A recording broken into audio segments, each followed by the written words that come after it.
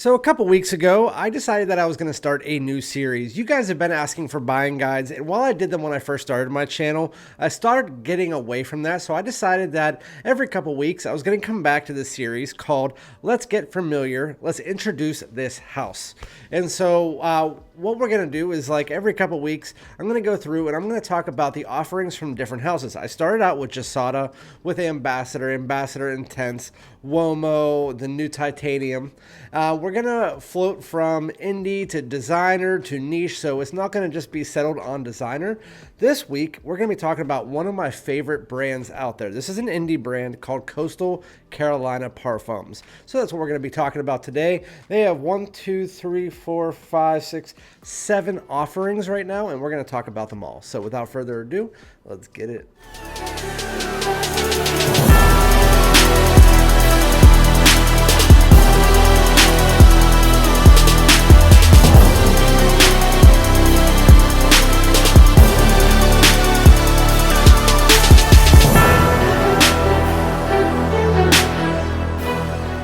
What's good, my great smelling dudes? Welcome back to my channel. My name is Randy, aka Fragrance Dude. Thanks for joining me, and if you don't know who I am, I think you're new, so make sure to hit the subscribe button if you like my content. Also, hit that like on the way in, comment below, let me know if you've tried this house.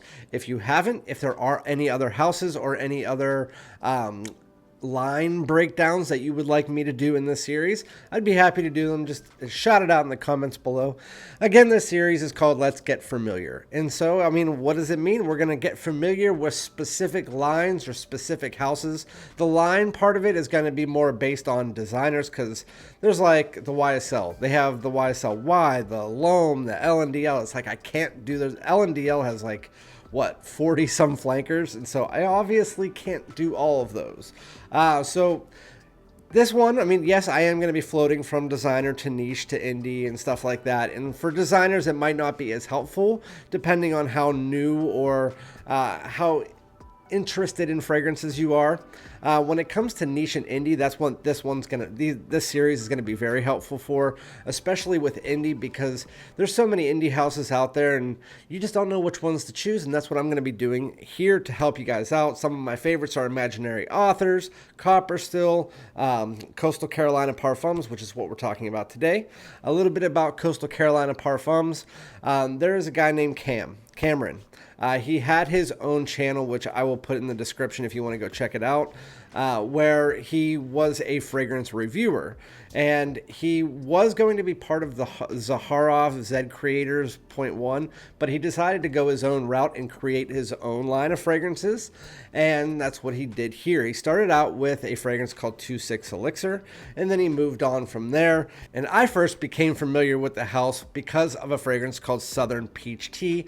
About 2 years ago, it was released, and I was really enthralled with that fragrance to the point where it was my favorite indie release of the year and second favorite release of that entire year. Indie niche designer, all of them put together. And there's 7 other fragrances from the house. The ones we'll be talking about are all of them, but there's 2 that I don't have. I mean, I've tried them. I've had decants. I just didn't buy a bottle for specific reasons, and I'll tell you what those are. And those are Southern Comfort and 26 Elixir, which is the original one.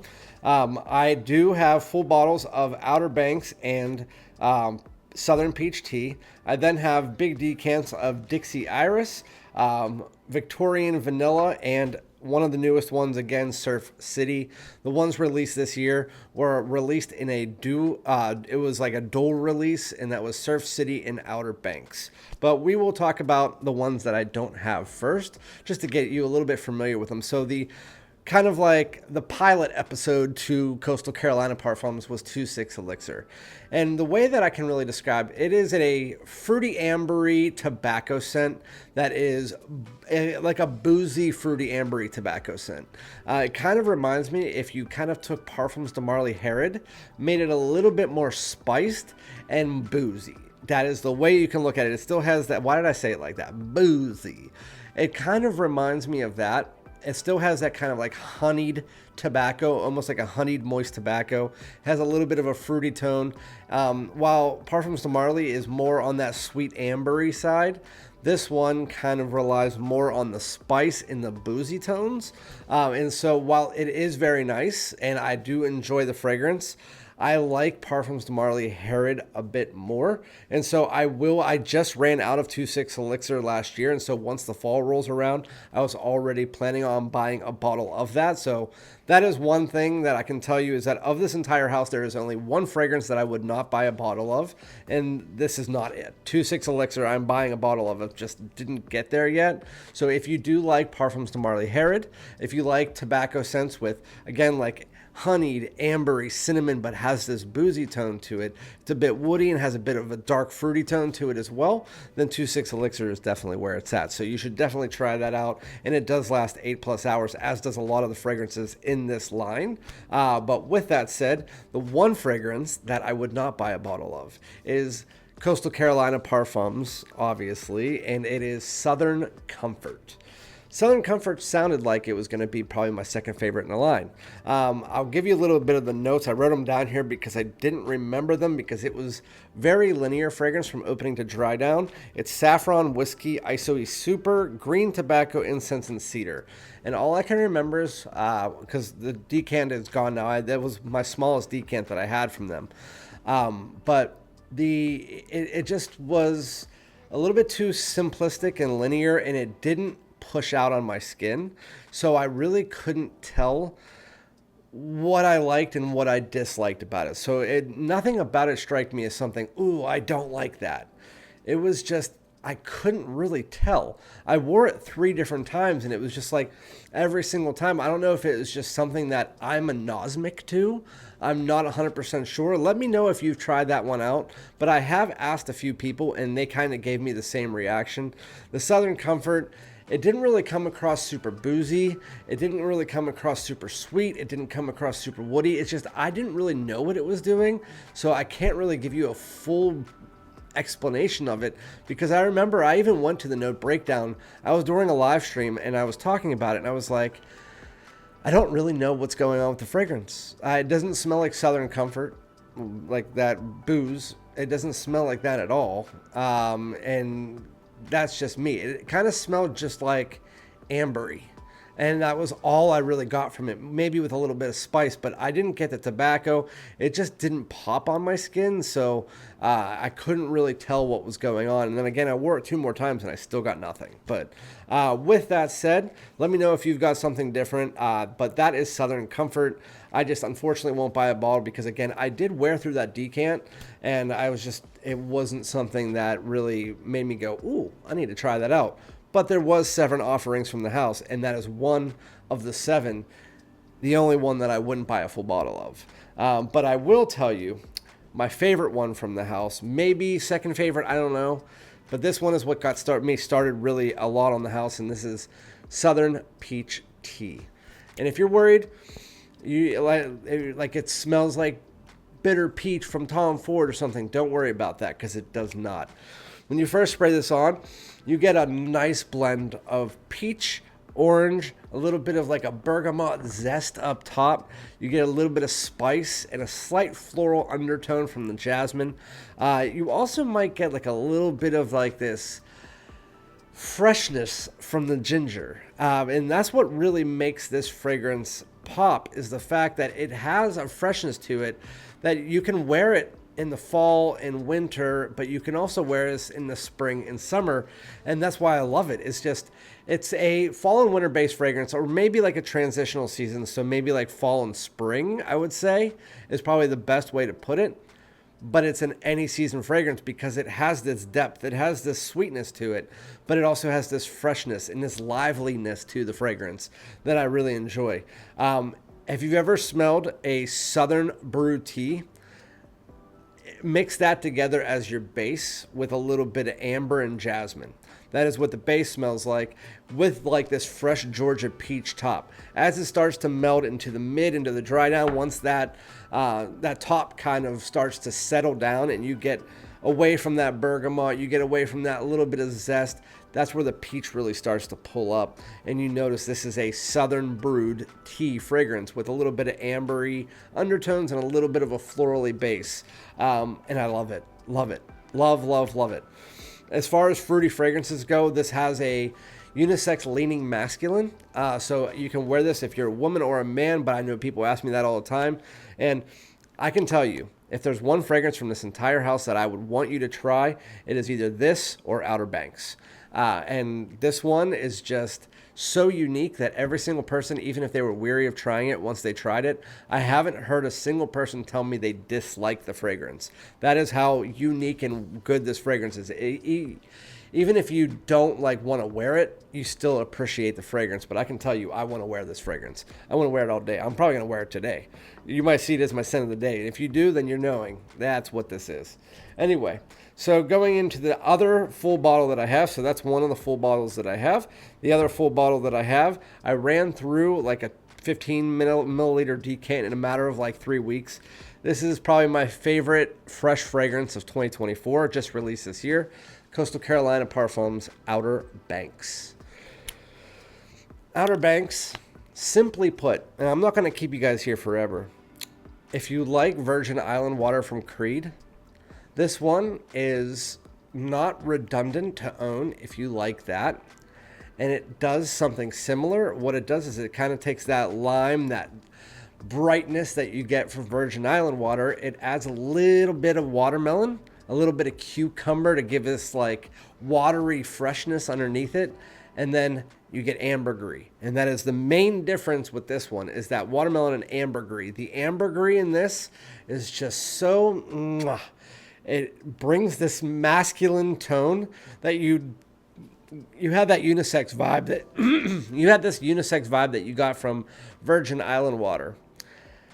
This one brings this masculine tone, especially in the dry down from that ambergris. It brings this kind of rough and rugged earthiness that you didn't get from that original one, as well as a little bit of an aromatic tone. And I absolutely love it. I absolutely love this fragrance, and as far as fresh fragrances go, this lasts 7 hours, so can't go wrong. Outer Banks is just phenomenal, and my wife, every time I wear this, I get compliments out the wazoo from my wife, from my daughter, from people outside. I've had more compliments with this year than YSL Y Le Parfum, which is my most complimented fragrance. So at least get a decant. They have all kinds of decant sales on their site. These fragrances, full bottle, run between like 120, I believe, is around the price, but you can get decants way lower than that in multiple different sizes and bundles if you want to try out multiple. With that said, let's get into the next one. So now that we have 3 left and we just did Outer Banks, I'm going to go with kind of like the other side of the coin. Its twin brother that was released at the same time. This is Surf City. And I can tell you, Surf City does not smell like something like a beachy fragrance. It's kind of like the other side of the coin to Outer Banks. This fragrance is kind of like the office safe fragrance. And I remember when I first sprayed this on, it's really hard to tell which notes. And every time I wear it, I get something more prominent than the time before that. Like one time I got really heavy green apple. Another time I got really heavy grapefruit. One thing that really does pull forward in this is the musk and the fact that you get this Sauvage-esque smell from it. So it doesn't smell like Sauvage. It's kind of like how if you have, like the last time I did this video for Jasada, I can say like Jasada Ambassador, how that's like a tropical Sauvage. This one is kind of like a green apple grapefruit Sauvage. It has that like nice blue, clean smell that you can wear to the office. And then you mix that together with a bunch of green apple in a citrus medley. And it's really, it has this sweetness and it has this like thickness that you get from Sauvage, kind of like that, but minus the metallic tones. So just remind yourself of kind of like instead of a tropical fruity Sauvage, this one's more just like a fruity citrusy Sauvage. And that is what this one really, it does very well. And it smells absolutely amazing. It just needs to grow on you. I still think that Outer Banks is the better release of the year. But this one, I mean, you can't bat an eyelash at this. When you're smelling all the other designer fragrances that come out this year, if another designer released this fragrance, it would probably be marked as one of the top 5 fragrances designer-wise of the year. It's just, and it could easily be on shelves, and people would buy this. I mean, it smells phenomenal. To me, it smells like a blend between Coach Green and Sauvage. like because of that green apple. It has that vibe to it. And now that I'm thinking about it, Coach Green might be more an apt response to like what this smells similar to. It's just this one has some grapefruit in it. It has a little bit more of this woody tone. It's very good. It's Surf City, and it lasts about 7 hours as well. The performance on all of these fragrances, again, outside of Southern Comfort, is pretty good across the board. Going into the next two. So one of these is my second favorite. It's like up there. Like I don't even know which one's my favorite in the house. I mean, I have three that are like top runners for the top three. This one, I was going into it thinking I was not going to like it because it's Iris. And Iris has never been one of the big things for me because it comes across powdery. But then I noticed that it wasn't just Iris. They also had Orris Butter. Anyway, so this is Dixie Iris. Dixie Iris. And I did wear a good amount. I wore a good amount of all of these, to be honest with you. But I went into this thinking I wasn't going to be a big fan of it. And I can tell you, now that you can see, I've worn through half of that. Dixie Iris, if you like Iris fragrances, this is really good. The first time I sprayed it on, I was anosmic, so I couldn't really smell much of it. But it does have this buttery Orris. And then once it actually gets to that powdery Iris, it mixes together with this kind of like balsamic vanilla that really smoothens out that powder from the Iris and really makes this just like a sweet compliment getting Iris Balm Beast that fits in very well with the other fragrances that you know about Iris, whether it be the Dior Homme Parfum, Dior Homme Intense, Valentino Uomo Intense, Prada L'Homme Intense. This one fits right into that mold, especially Valentino Uomo Intense, because it has this sweetness to it, that vanilla and tonka mixture. It does really blend very well, and it has that buttery Orris to give a nice buttery feeling to it while still having a bit of a powdery nuance underneath it. But I really love this fragrance. It's linear from opening to dry down. Again, as it gets to the dry down, you do get a little bit more of this balsamic vanilla and tonka that come in. If you don't like powdery fragrances or Iris, I still would recommend getting a decant because, again, I'm not a huge fan of Iris, but I love this fragrance. One of my favorite Iris fragrances, Dixie Iris. Kim knocked it out of the park with every one of these except for Southern Comfort. But I've told him that face to face. I said, Cam, I do not like Southern Comfort. It's just the only one from the house that I don't like. I mean, you're going to have that. And I've been talking about the Southern Peach Tea before I even spoke to Cam. I love these fragrances. But anyway, getting into the last one. This is the one that really shocked me the most. I've been sick of vanilla fragrances lately until I got this one. This is Victorian Vanilla. Simplistic. It is simplistic. It's a honeyed vanilla that kind of reminds me of almost like a niche version of Club Black. So if you like Club Black, this one really does it justice. It has a bit of a nutty tone to it, but it's a balsamic honeyed vanilla that just has a little bit of like this smoky tone to it. And I could stop the review of this fragrance right now, and that is exactly what you get from it. It is a super appealing unisex vanilla that has a little bit of a smoked nuance, just like Club Black. And this one just has a little bit more of a natural vanilla bean smell to it. So if you want like Club Black to smell more like vanilla bean, it's kind of like going to the store and getting vanilla ice cream or vanilla bean ice cream. I prefer vanilla bean. That's what this one kind of does. It has this vanilla bean smell to it, and I love the vanilla from it. While it's not too cakey or too cloying of a vanilla, I really like it, and I like the fact that it's mixed together with this honey-like smell that really does balance it and gives it a little bit of a resinous vibe. But yeah, that's another one that's going to last that one actually lasts about 8 to 10 hours. None of them are crazy big projectors outside of Outer Banks and Southern Peach Tea, which do project pretty heavily for the first 2 to 3 hours. All the rest of them project really well for the first hour, and then they kind of just become a moderate scent. So it's moderate across the board. If you're somebody who likes Elixir Status, then you might want to go with Outer Banks, maybe Surf City, maybe this one. But the other ones, they're not too in your face, which is the kind of fragrances that I like. They're not intimate either. They're just really nice, average projecting fragrances for the everyday average Joe. With that said, that is the rest of the fragrances. Again, my favorites from the house are Southern Peach Tea, Outer Banks, and the Victorian Vanilla. But Surf City and Dixie Iris are right there. I honestly don't know. The most wearable from the house is probably Outer Banks, and then probably Surf City and Dixie Iris, which is why I get the most wears out of those. But yeah, I haven't really got to the cool weather with the Victorian Vanilla yet, and yet I've worn that much. So yeah, well anyway, let me know what you guys think if you've tried them out, and if you have any other questions, please let me know in the comments, and again, I'll be back with another one. Peace out.